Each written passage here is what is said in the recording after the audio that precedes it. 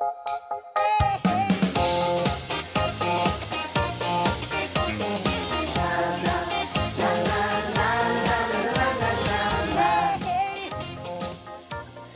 matin sur France 3 Bretagne, ensemble c'est mieux, c'est parti pour 43 minutes d'infos pratiques, de découvertes et tout en solidarité. Ce matin on s'arrête sur la perte du goût et de l'odorat. Une grande partie des personnes malades du Covid-19 présentent ces symptômes. Que faire dans ces cas-là? Comment peut-on retrouver ses sens? Nos invités répondront à toutes nos questions. Mais d'abord, comme d'habitude, on part retrouver Evan. Salut Evan, quel est ton programme ce matin? Salut Anne Fantet, bonjour à vous à la maison. Aujourd'hui, émission en public avec cette super ménagerie. Coucou l'autruche, comment ça va? Elle est belle, hein? En fait, vous l'aurez compris, ces animaux, ils sont en papier. Ils ont été créés par la marque installée à Rennes, Agent Paper. Alors, je vous propose de passer la matinée dans leurs locaux. Vous allez voir, c'est plein de couleurs, c'est pétillant, c'est créatif. On va en parler avec le patron ici. Bonjour Olivier. Bonjour. Alors, expliquez-nous déjà comment vous pourrez résumer ce que c'est Agent Paper. Alors, Agent Paper, c'est des objets de décoration, de la papeterie aussi, des carnets, des cartes. Et puis, on travaille aussi bien le papier, le bois, le carton, pour faire des objets ou à monter ou à exposer en décoration. C'est un peu inspiré de l'origami. Les objets, comme les animaux en papier, c'est de l'origami. Hein, c'est des jeux où on colle des languettes et puis on vient rassembler les pièces pour en obtenir tous les objets que vous avez autour de nous. Moi, mon préféré, je pense que c'est le lama avec son bonnet à pompons. Combien d'heures ou de minutes il faut consacrer pour une réalisation comme celle-ci? Alors, il y a des pièces qui sont relativement simples où on va mettre 1 heure, hein, les easy peasy. Et puis après, des pièces beaucoup plus compliquées, comme le loup, où là, on peut aller jusqu'à 4-5 heures. Mais l'idée, c'est vraiment de s'amuser en le faisant, et on le fait surtout en famille. C'est-à-dire qu'on va poser le scotch, donc là, les enfants peuvent le faire. Et puis après, ce qui est très drôle, c'est de trouver les numéros qui permettent de les assembler. Justement, on verra comment on fait le montage tout à l'heure. En tout cas, c'est une super chouette idée cadeau de Noël. On va aller voir un petit peu plus dans la boutique parce que ici, ce sont les réalisations en papier.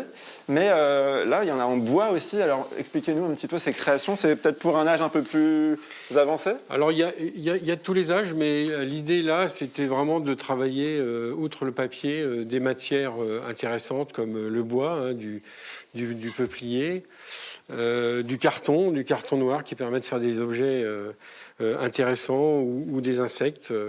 Voilà, c'est tout âge en fait. Hein, Votre métier à la base, c'est imprimeur. Comment est-ce que vous en êtes arrivé à faire ce genre d'impression? Alors nous, on est imprimeur depuis 1988 et au fur et à mesure des années, on a diversifié notre métier en allant de l'impression jusqu'à aujourd'hui du routage, de la logistique. Mais il était pour nous important d'essayer aussi de se diversifier autrement et d'aller sur un secteur pas facile, l'impression, ce que vous me disiez. L'imprimerie n'est pas un secteur qui est un peu en difficulté. Chacun doit essayer de trouver son chemin. Et nous, on a aimé, puisqu'on a toujours aimé faire de la décoration, essayer de faire une offre en B2C d'objets de décoration. Pour le grand public. Pour le grand public, pardon. Et à partir de là, depuis 2015, puisque l'origine de Agent Paper, c'est 2015, c'est comment réutiliser certains de nos papiers qu'on n'utilise plus dans l'imprimerie. Ah bah justement, on va aller rapidement voir ce que vous en faites de vos chutes.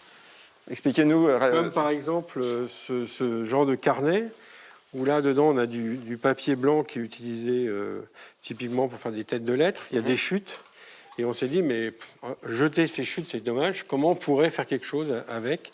Et donc, on a eu l'idée de faire un carnet de ce genre-là, c'est pas des idées qui manquent, quoi. Voilà, ou ce genre de carnet. Harry Potter, Wingardium Leviosa, j'adore. Bon, on va continuer à en parler, Olivier. Moi, j'ai repéré cette petite enveloppe avec 2 origamis à l'intérieur. Je me demande quel animal ce serait. Anne Fantet, j'aimerais bien que ça soit le panda, s'il te plaît. Dis-moi que c'est le panda, c'est le panda. J'espère que ce sera le panda. À tout à l'heure, c'est le panda, Evan. Olivier, j'espère. Ça tombe bien. À tout à l'heure, Evan. Et en ces temps confinés, on pense bien évidemment aux nombreux télétravailleurs de notre région obligés d'exercer leur métier à domicile. Et ce matin, on s'invite chez Frédéric. Bonjour Frédéric. Bonjour. Alors comment ça va le moral? Plutôt au beau fixe? Au beau fixe, ça va, ouais. Alors on est parti pour du télétravail au moins jusqu'à Noël. Est-ce que ça vous déprime pas trop? Non, c'est vrai que au début, j'étais quand même assez inquiet parce que je n'étais pas forcément habitué au télétravail. Mais finalement, on s'y fait. Et vu que moi, je suis confiné pratiquement depuis le début mars, j'ai pratiquement pas arrêté le télétravailler, donc du coup, on s'y fait. Et donc, j'ai le moral. Et qu'est-ce qui vous plaît justement dans le télétravail ? Alors ça, en fait, c'est surtout que j'ai certaines formes de liberté. En tout cas, je peux surtout aller m'occuper et récupérer mes enfants. Par exemple, ce midi, je vais pouvoir aller manger avec eux. Ce que je peux pas faire en temps normal, parce que je peux pas faire l'aller-retour depuis mon lieu de travail.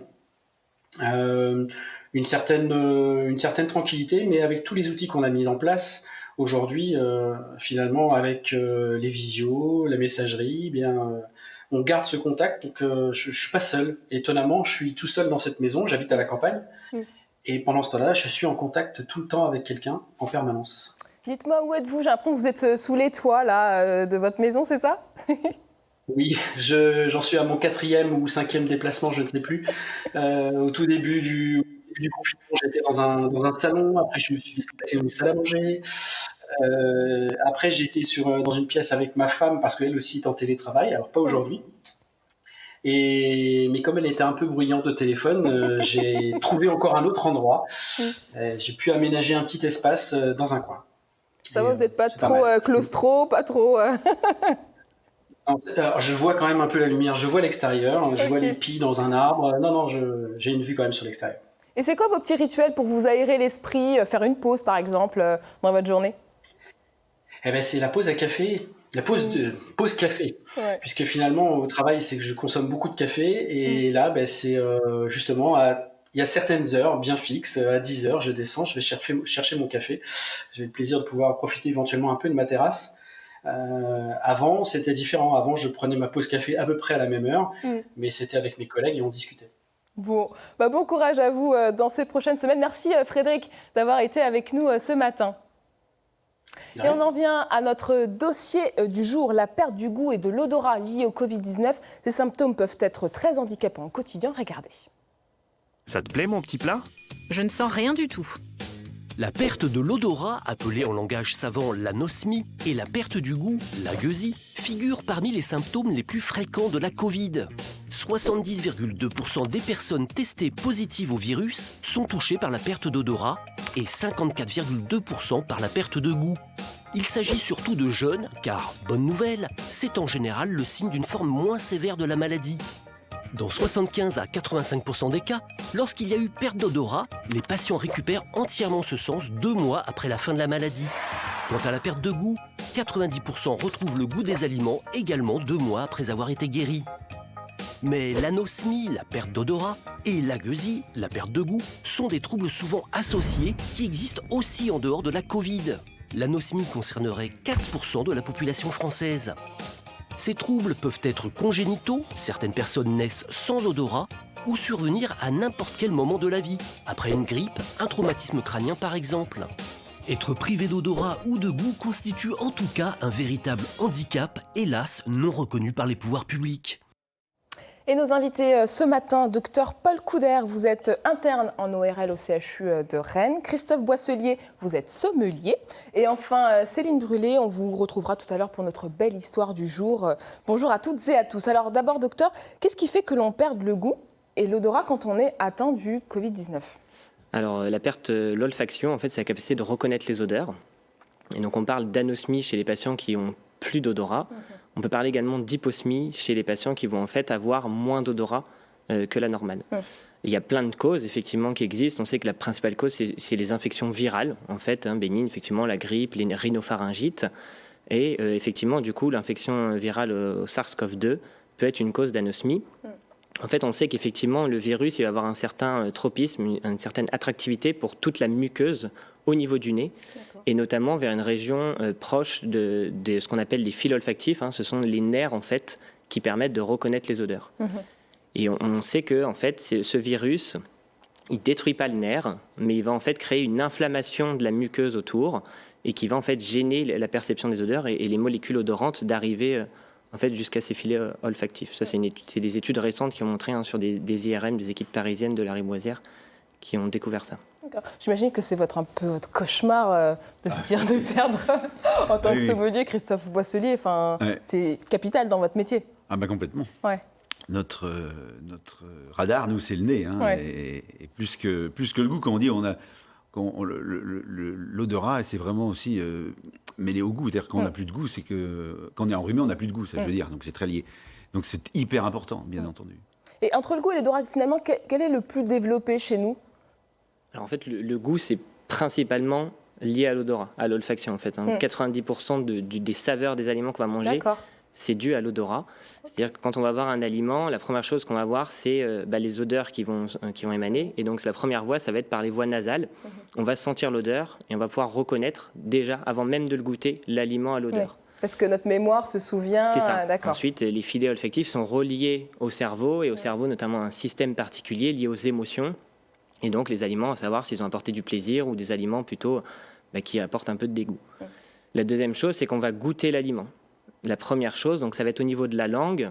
On va avoir les goûts en fait primaires, donc le salé, le sucré, l'acide, l'amer, en fonction de la position au niveau de la langue.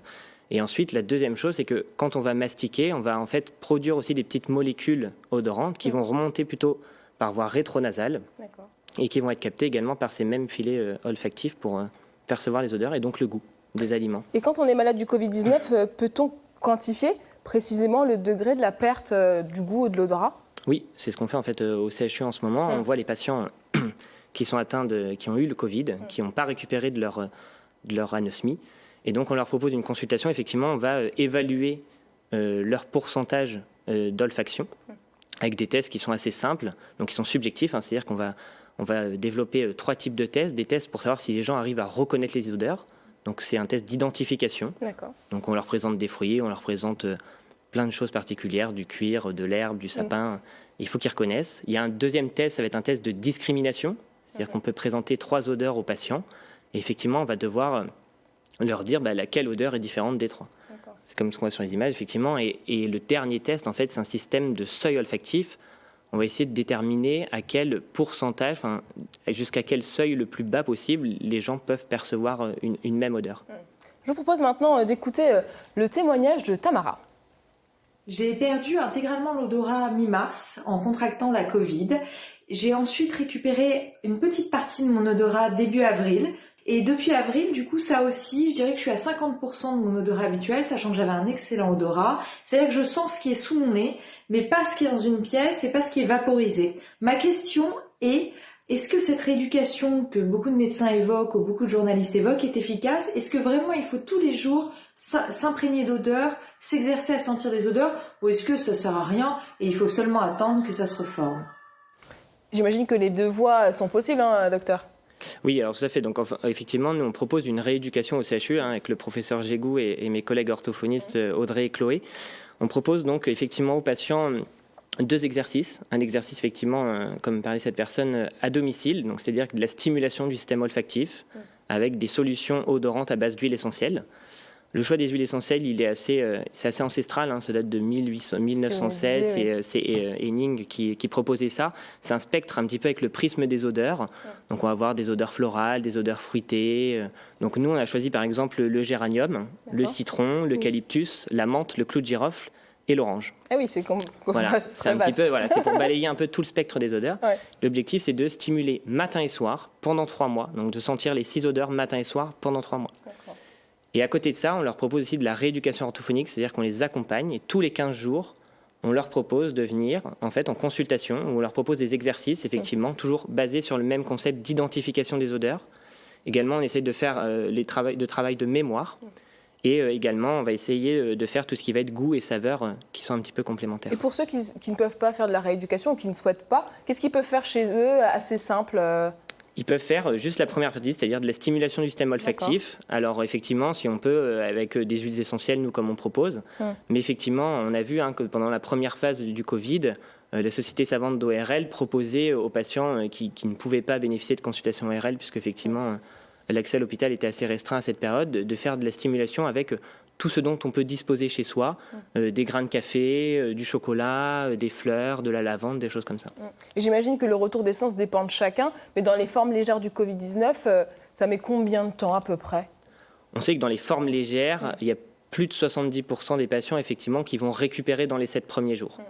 Mais on sait qu'il y a quand même dans les grandes dernières études, là, les grandes études européennes, on sait que les patients ne vont pas récupérer dans moins de 5% des cas. Il va persister une part d'anosmie.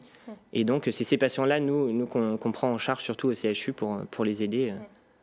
D'accord.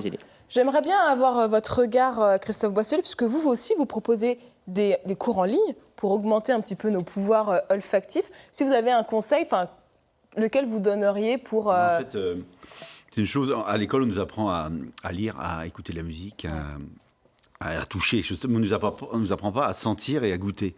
Et en fait, c'est ça la dégustation. On dit comment ça se fait que vous êtes si fort, etc. Non, c'est parce qu'on ne s'est jamais entraîné. Donc je pense que tout le monde peut arriver à être meilleur dégustateur et justement même à prendre du plaisir de plus en plus dans le vin et même dans la nourriture en général. C'est en fait, il faut juste faire attention quand on sent quelque chose. C'est-à-dire qu'il faut... il y a des senteurs dans la vie, à tous les moments de la vie. Donc ça ne se fait pas juste quand on fait une dégustation de vin, c'est dans la vie courante. Et quand vous rentrez dans une pièce, vous avez une odeur, par exemple, de café ou de tabac, etc. Vous arrêtez une seconde. Vous mémorisez cette odeur, vous mettez en fait un mot sur l'odeur. Parce que souvent, on est là, ça me fait penser à quelque chose, et on ne trouve pas le mot. Et j'ai entendu plein de personnes dire ça. Donc simplement, s'entraîner à le faire toujours. Quand vous goûtez quelque chose, c'est de l'eau. Il y a du chlore dans l'eau. Tiens, ça c'est le chlore de l'eau. Et vous arrêtez une seconde. Et à force de faire ça, vous allez en fait garnir votre bibliothèque personnelle d'odeurs avec un nom sous. Parce que finalement, au quotidien, on utilise finalement très peu nos capacités odorantes. Enfin, j'ai l'impression que, je ne sais pas, on en discutait avec Céline, on ne se rend pas compte que notre vie est composée d'odeurs. Et c'est vrai que c'est hyper important. En plus, il y a plusieurs choses à prendre en compte. C'est le plaisir de manger, il y a les souvenirs, vous parliez d'émotionnel, effectivement, il y a des petites sensations, des odeurs qui nous viennent et qui nous ramènent dans des souvenirs qui nous sont chers. Et puis, il y a la notion de sécurité aussi, parce que quand il y a une fuite de gaz dans la maison et qu'on n'a plus les odeurs, c'est un danger. Donc, c'est hyper important. Mais on pense vraiment... On n'y pense pas parce que c'est instinctif, parce que, justement, c'est un vieux sens. Je ne sais pas si c'est vérifié, mais il semblerait que ce sens, l'odorat, arrive quand on a 7-8 semaines dans l'enfant, dans le ventre de la maman. Donc tout ce que la maman va sentir, manger, boire, ça va passer dans le liquide amniotique et donc ça va déjà se mettre en mémoire.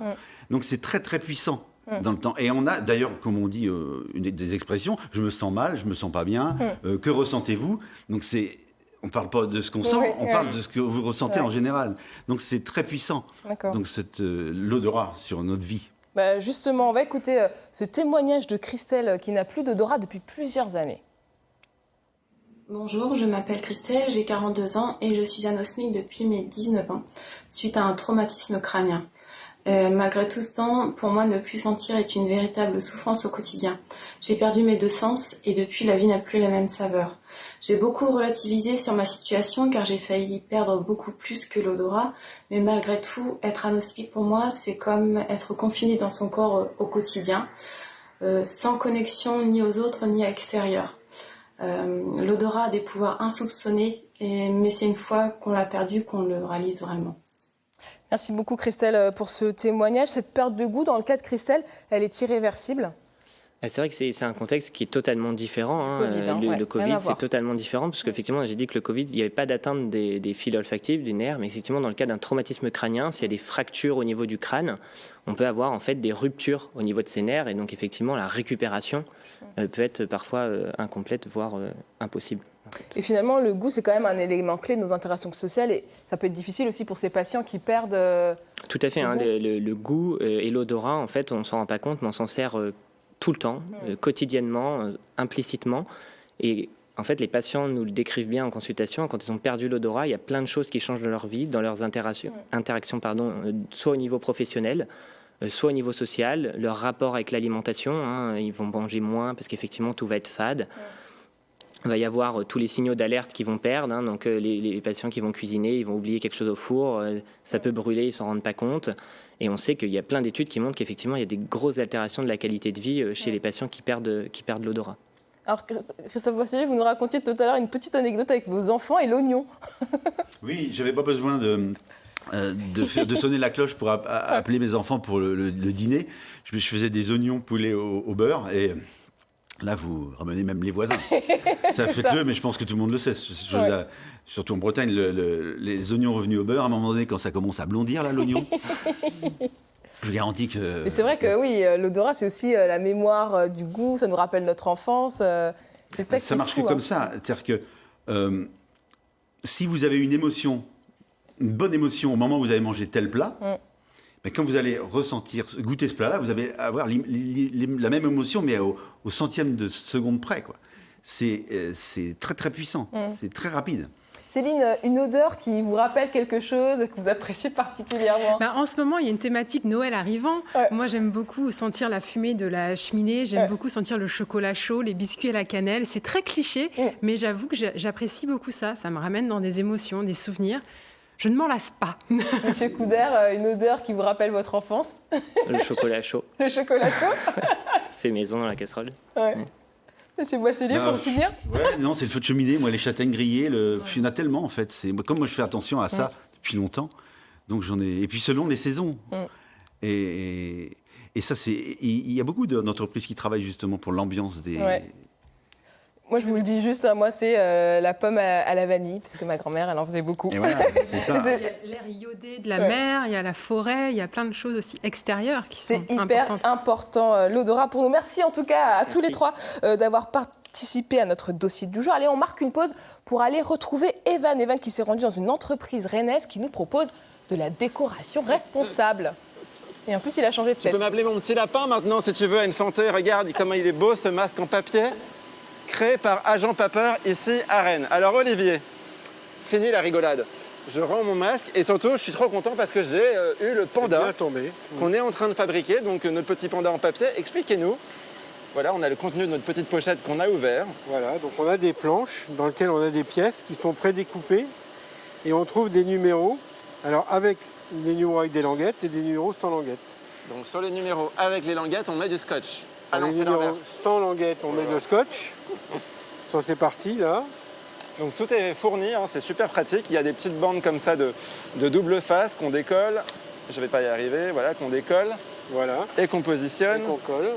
Ici. Et une fois qu'ils sont positionnés, en fait, vous venez rassembler le numéro avec la languette avec le numéro oui, alors là, collé. Oui, là, par exemple, 50, vous le mettez comme ça. Ah oui, on fait comme ça, clac. Et oui, bah évidemment, je vous laisse faire parce que je suis pas très doué. On colle voilà. 50 comme ça. Et alors, on en parlait tout à l'heure, mais vous valorisez vraiment les chutes ici, même l'emballage. C'est hyper bien fait. On peut faire des petits personnages, un petit zèbre. Voilà, l'idée c'est de faire quelque chose de l'emballage après. Donc ça peut être des pièces à découper, ça peut être des petits jeux pour les enfants, ça peut être des masques pour d'autres types de pochettes. Enfin, c'est vraiment de réutiliser l'ensemble. Même les chutes qui se trouvent à l'extérieur ici, on en a fait un petit théâtre avec des personnages qu'on offre à chaque commande. Alors je vous propose de suivre maintenant que la fabrication d'un de vos éléments phares, vos meilleures ventes sur votre site internet, c'est la 2 chevaux personnalisable. Exactement. Voilà. Donc l'idée c'est de fabriquer une 2 chevaux en 3D. Donc ça on l'a conçu il y a quelques mois maintenant. Et puis on a eu l'idée de pouvoir la proposer en personnalisant la couleur et éventuellement la plaque d'immatriculation. Parce que de notre génération c'était intéressant. On a tous eu une 2 chevaux. Oui, c'est un super souvenir. Alors voilà. Venez avec nous dans l'atelier de découpe laser et on va rencontrer la pro du laser. C'est Julie. Salut Julie. Bonjour. Est-ce que tu peux nous expliquer comment est-ce que en fait, tu fabriques, avec tes collègues évidemment, cette fameuse 2 chevaux? Ça commence là-bas. Ça commence exactement ici. Moi j'ai une de mes collègues du coup qui m'envoie le fichier déjà préparé. Moi j'ai juste du coup à l'imposer sur cette planche ici. Donc qu'est-ce que c'est comme bois? C'est du MDF, on appelle ça du MDF, donc c'est un bois un peu plus épais. Et c'est du 3 mm. On a plusieurs différences de millimètres, on a 3, 8 et 10. Aussi. Et ensuite, vous venez le découper, mais pas à la main, j'imagine? Non, vaut mieux pas. Je fais directement du coup sur cette machine en découpe laser. Alors cette machine, elle est dingue, j'espère qu'on peut voir, mais il y a plein de petits points rouges, le laser.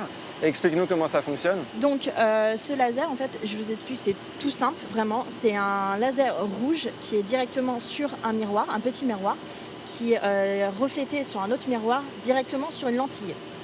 Donc c'est vraiment un principe tout bête, entre parenthèses. C'est comme si on met un miroir, il y a le soleil, on met un miroir au niveau du soleil et directement ça chauffe. C'est vraiment le même principe, sauf avec un laser rouge. Et on en ressort une plaque comme celle-ci. Exactement. On ressort cette plaque comme celle-ci et pour vraiment avoir une belle finition, vraiment un produit fini, on va du coup l'imprimer directement sur la petite machine qu'il y a derrière vous. Et c'est là où la personnalisation a lieu. Justement, on va vous montrer ça dans quelques minutes.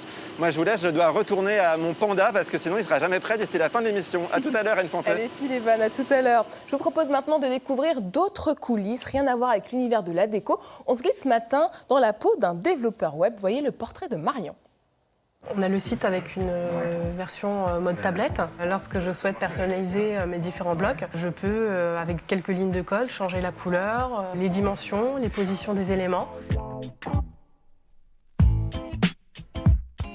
Je m'appelle Marion, j'ai 35 ans et je suis développeuse web.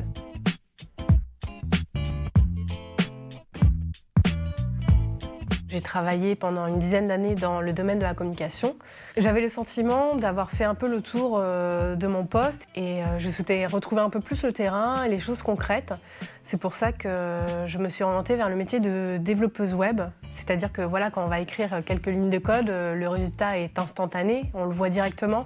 Et c'est ça où en fait on a un réel impact dans notre quotidien et c'est ça qui m'a plu essentiellement. Pour l'instant, sur ce site de notre client, on a 3 blocs qui représentent les pôles d'activité de notre client. Et donc avec quelques petits réglages de lignes de code, hop, je peux très bien en faire apparaître que 2, comme ceci. Au quotidien, je travaille régulièrement avec les chefs de projets digitaux qui nous livrent leurs maquettes graphiques avec les fonctionnalités du site qui sont demandées par le client. C'est à partir de ce moment-là qu'on va coder et qu'on va développer le site internet pour qu'il soit comme demandé.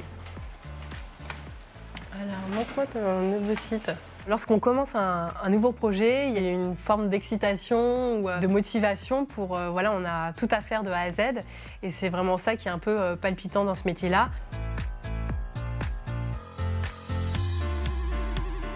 On peut être confronté à un point-virgule qui a sauté et qui fait en sorte que notre site ne fonctionne pas. Donc c'est des petites choses toutes simples, mais qui peut après engranger des problèmes sur nos sites. Là, tu vas avoir du travail. Ouais, ça va être fun ce projet. Ouais, tu vas pouvoir t'amuser.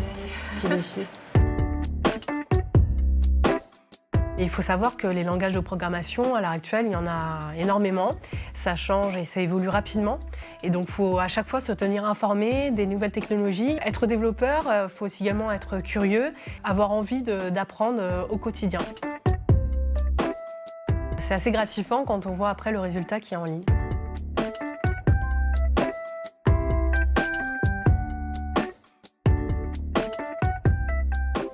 C'était donc le métier de développeur web et on en parle avec Anne-Perrine Constantin, conseillère Pôle emploi à Lannion. Bonjour Anne-Perrine. Bonjour Anne Fanté. Alors dans le métier, les missions sont très variées. Il ne s'agit pas uniquement de créer des programmes, hein, c'est ça ? Non, ça va être aussi l'analyse du cahier des charges du client, choisir la solution technique qui va aller, le développement comme on l'a vu dans le reportage et après toute la partie correction s'il y a d'éventuels problèmes, la formation du client et la réalisation de notices d'utilisation par exemple. On voit beaucoup, et on peut travailler sur différents supports comme du logiciel, des applications ou plus globalement dans le système informatique le service informatique d'une entreprise. On voit beaucoup de développeurs autodidactes dans la profession, mais il existe bien des formations pour exercer le métier. Oui, tout à fait. Donc c'est un des rares métiers qui est accessible en tant qu'autodidacte, mais il y a des formations, ça va du Bac+2 jusqu'au Master 2. Ça peut être des Master 2 Pro, Master 2 Recherche ou encore dans des écoles spécialisées comme Supinfo ou Epitech. Travailler constamment seul devant son ordinateur, ça demande quand même quelques compétences humaines importantes. Oui, alors après, c'est un travail en autonomie. Il faut être assez rigoureux par rapport au cahier des charges, encore une fois.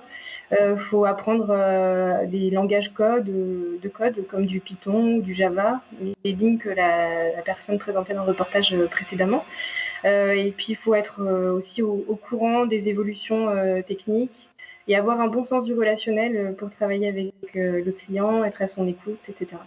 Et combien y a-t-il de postes à pourvoir en Bretagne ? Actuellement, on a 100 postes qui sont à pourvoir en Bretagne. Mais c'est un métier qui ne connaît pas la crise actuellement. Il y a des recrutements perpétuels. Là, par exemple, sur Lannion, où je me situe, il y a une entreprise qui s'appelle Experis qui recrute de temps en temps en fonction des projets et qui, sur 2021, a souhaité développer l'activité de développeur web. Et rapidement, quels sont les salaires dans la profession ? On est autour de 1 900 € brut pour un débutant et on peut doubler le salaire au bout de 4 à 6 ans d'expérience. Merci beaucoup Anne-Perrine pour tous vos conseils. À bientôt. Et c'est une aventure qui tente de plus en plus de demandeurs d'emploi de devenir franchisés. Fausse bonne idée ou pas ? La réponse avec Arthur Pertigoz. Bonjour à toutes et à tous. Pour vous, mes conseils de chef d'entreprise. Plus de 50 ans, est-ce que la franchise est une bonne idée pour vous reconvertir ? La franchise, c'est un contrat.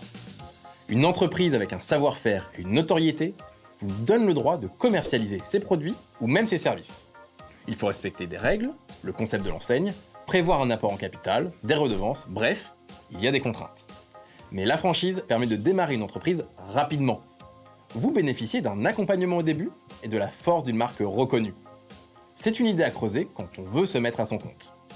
Et si la franchise a un lien avec votre ancien métier, votre expérience et votre carnet d'adresses seront de vrais bonus pour vous lancer. Alors faites-vous confiance, tout le monde a sa chance. Voilà pour notre page emploi. Et ce 25 novembre, on ne pouvait pas ne pas évoquer la lutte contre les violences faites aux femmes. France Télévisions se mobilise, comme vous le savez, chaque année. Plus que jamais, chacun peut venir en aide à ces femmes victimes de violences ainsi qu'à leurs enfants. Regardez.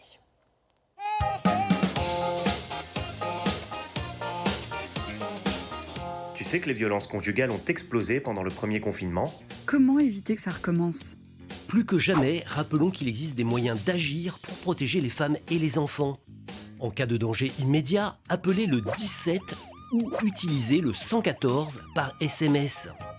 Le 3919 est le numéro national de référence, anonyme et gratuit, accessible de 9h à 22h du lundi au vendredi, de 9h à 18h les samedis, dimanches et jours fériés.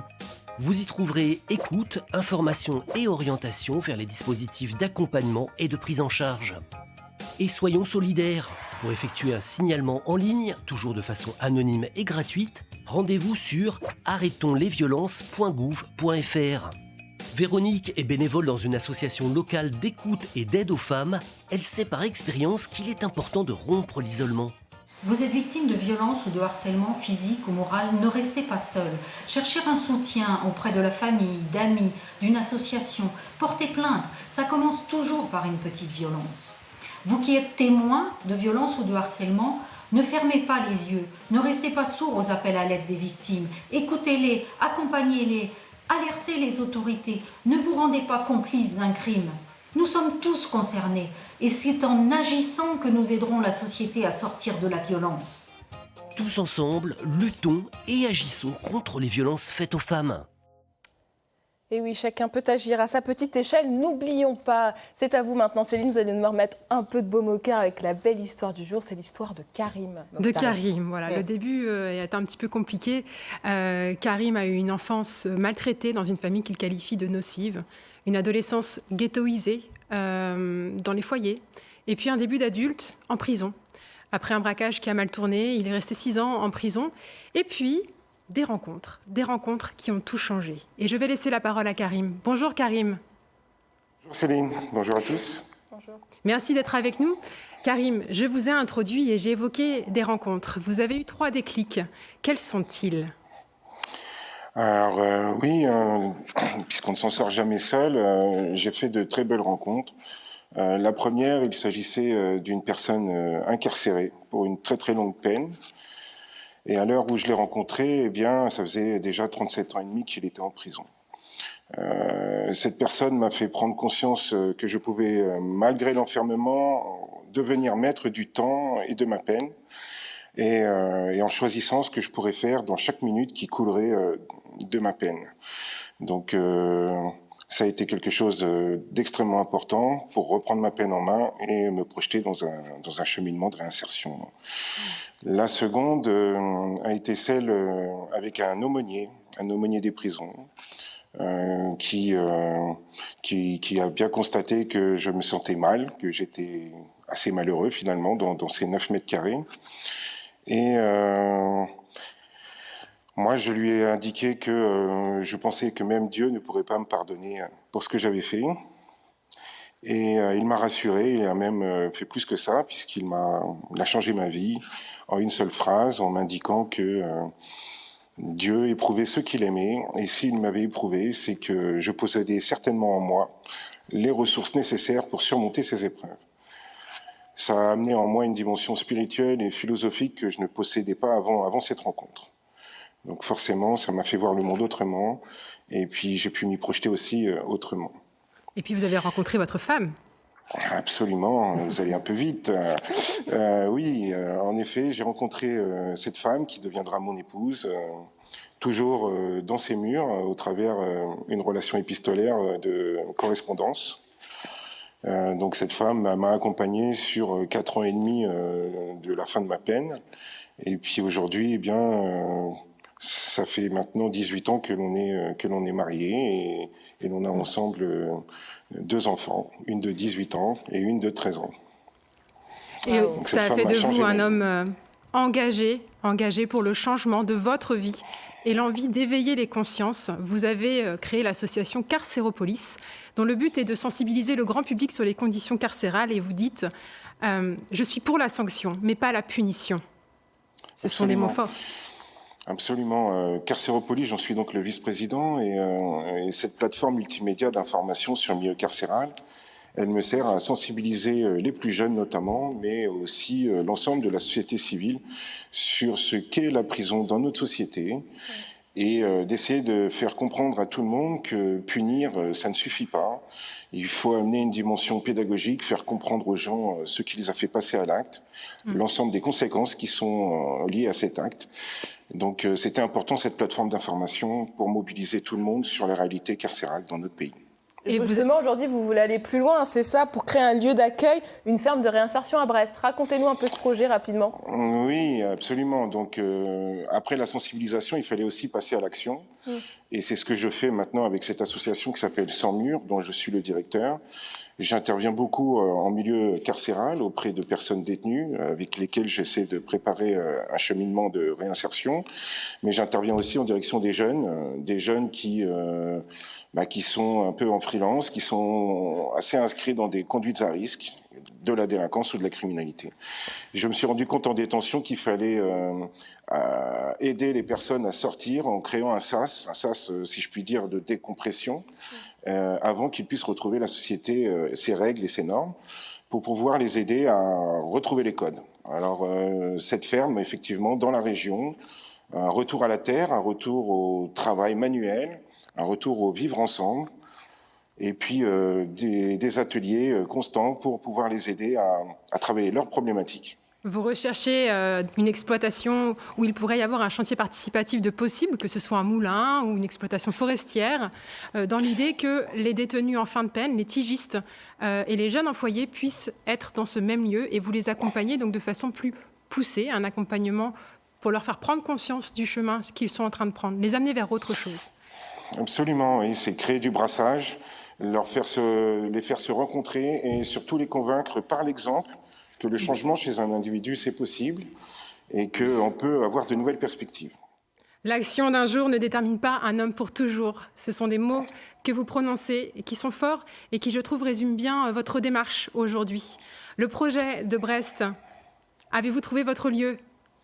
Et non, pas encore, puisque ma prospection a démarré en décembre dernier et malheureusement, comme vous le savez, cette pandémie m'a beaucoup freiné dans ma prospection.